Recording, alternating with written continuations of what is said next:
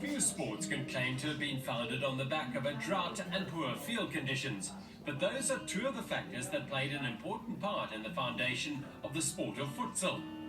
Played in or outdoors on a four-sided and wall pitch between two five-player teams, the game's emphasis is on improvisation, creativity and technique. The South African Futsal Federation recently sent a team to the Under-20 Futsal World Cup in Colombia. Futsal SA founding member Jody van Heerden gives us more background on the sport. Futsal is a small-sided game. It consists of 5 players, goalkeeper. It's actually a combination of 4 sports. Water polo, basketball, soccer, as well as another sport called cestball, which is from South America. So yeah, it's combined with it, and the reason futsal was started in 1930 was exactly the reasons that we find ourselves today with a water crisis and fields being unplayable. So futsal was started and in Uruguay in 1930. And since it has been growing through South America for many years. Another form of small-sided football does exist, which is indoor football, which is mandated by FIFA. We are full members of the AMF, which is the world governing body of the sport of futsal, the owners of the trademark name as well of futsal, and we're glad to finally be full members after serving a 2-year provisional affiliation with the AMF, and hence we are today sending an under-20 team to the Futsal World Cup in Colombia next month.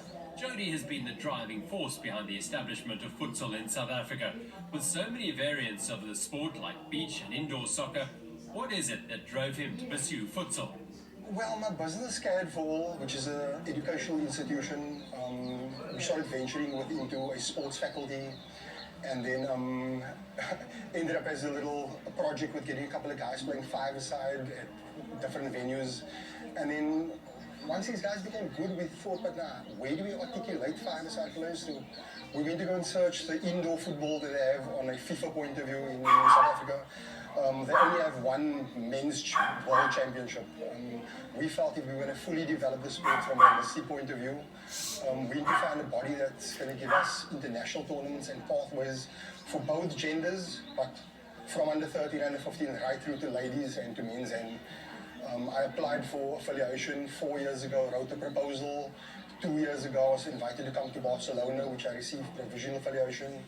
And after loads of tests and tasks, I was in Paraguay this year, in May, and we were granted the full affiliation. And with Africa not having a representative, we didn't play any qualifiers.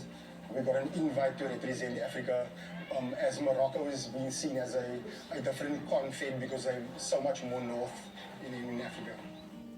With a new sport, the difficulties are establishing the sport in the eyes of the public and, crucially, attracting sponsors. These are factors that have and are still playing a role in futsal, and they are magnified when a team has to travel to an international competition like the Futsal World Cup in South America. The hardest work obviously is we don't have a sponsor. I mean, we do have donors. I mean, my college, like I said, this started as a non-profit for the college. The positives is that there are people around the country that do know the sport of futsal. Okay, like we have July 2018, we held a host of trials around the country, and at the Western Cape Sports School, the coach and various technical guys selected the team they feel best to go and represent South Africa. But the most important thing is that the majority of the makeup of the team will be in Cape Town because of the lack of funding, and we as a federation, we can only cover the person's actual accommodation, the participation fees and everything within the other country.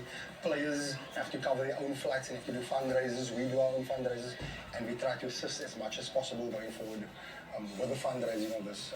It's obviously loads of other federations in South Africa as well who does not get any government funding as well. So the most challenging is the lack of sponsorship, but with hard work and having a great team of passionate guys behind us, I think we pulled it off, just like last year when we had the ladies going to Barcelona as well. So there's a little bit of experience now, but I think we should be good. We obviously going to feel all comfortable when the 12th we all get on that aeroplane and then we're on our way to the World Cup.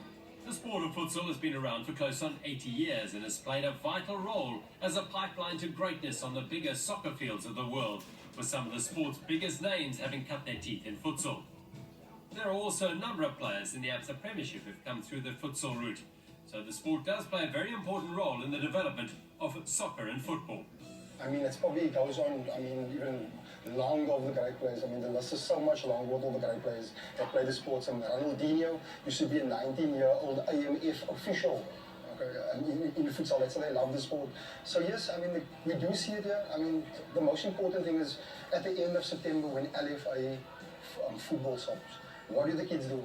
Okay, so from the end of the year until the next April, when LFA football starts again, the kids are walking the street. I mean, if you take the figures of the Cape Town metropolitan area, it's 100,000 registered players now that's not doing anything.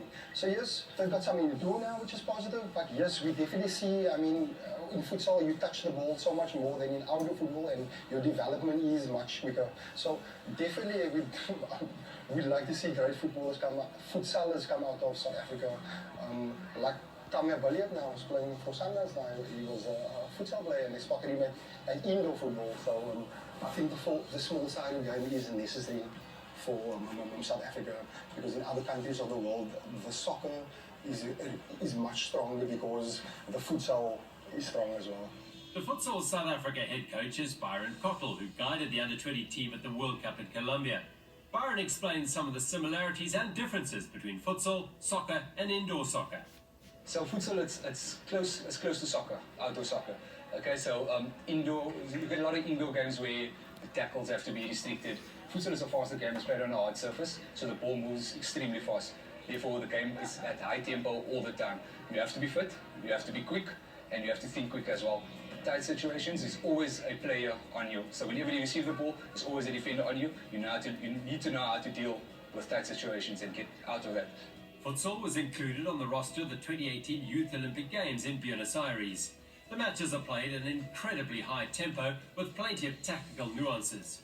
The smaller field calls for clever use of angles, good vision and sharp acceleration. The matches are played over two 20-minute halves. Okay, so basically how the game works is 20 minutes off, stop and go. So whenever the ball's out of play, they stop the time. Once the ball goes back into play, time goes again. So therefore it says 20 minutes off, but the game usually lasts for about an hour and a half, depending on how quick the game moves as well. The rules are basically straightforward. It's similar to outdoor soccer. Throw-ins, ball goes out for the line, it's a throw-in, ball goes out the corner, it's a throw-in as well. Goalkeepers can play. You have a timeout each half, you have a timeout as well, because you know the game's at high tempo all the time. It's a really tactical game, so movements is important. The positional play in the game as well is important. So therefore, having a timeout in between, in each half, it allows you as a coach to calm the team down, bring the team together, let them know the type of tactics they need to have going forward into the next part of the half, and take it from there. The Futsal World Cup in Colombia was the first opportunity for a South African team to play on the biggest stage in the sport against nations with a long tradition of producing excellent teams and futsal players. For many of the young men and Coach Byron, the World Cup represented a massive opportunity to broaden their sporting and life horizons. A young boy's dream growing up, always want to represent your country, especially at the World Cup, but it's amazing. So we're looking forward to it, we're excited, preparation has been key, so we're definitely looking forward to the World Cup here. Well, it's also my first time playing abroad, so I don't know what to expect. I just know that the South Americans are amazing in their futsal. We have the host nation in our group as well. We're just going there to enjoy ourselves and obviously compete at the highest level. Come back with some results. We're just going there to enjoy, compete, have fun. Obviously, we have a little chat group that we were going, so the boys are obviously posting pictures. They're excited to go to Colombia. They're excited to compete against the international teams, especially teams like Brazil, Colombia, Paraguay, the South American teams. So they're looking forward to it. Also looking forward to compete against the likes of Australia as well, which is obviously our Southern Hemisphere counterpart. You know, we always compete against them in the rugby and the cricket, so hopefully we can have one over them in futsal as well. The South African under-20 futsal team were grouped at the World Cup with Australia, India and host nation Colombia. So what were their realistic goals? Well, mine and the team's goal, we look to get out of our group firstly. From there we can set ourselves another goal, but that is our main goal, our main objective. Take it one game at a time, and then obviously qualifying out of our group. So we have teams like Colombia, Australia, India in our group. India obviously being them very unpredictable, because they have a really good futsal league in their country. The Australians, we know a bit about them, seen a bit about them. Colombia, obviously, they're something else, so they're different. So we have Australia our first game. We're looking to get 3 points over there. Against India, we don't know what to expect. Hopefully we can come away with 3 points over there as well. That at least makes us qualify into the next round, and we'll take it there from there because we get Colombia last group game. It's a game we're looking forward to. Obviously, a stadium full, 10,000 seater.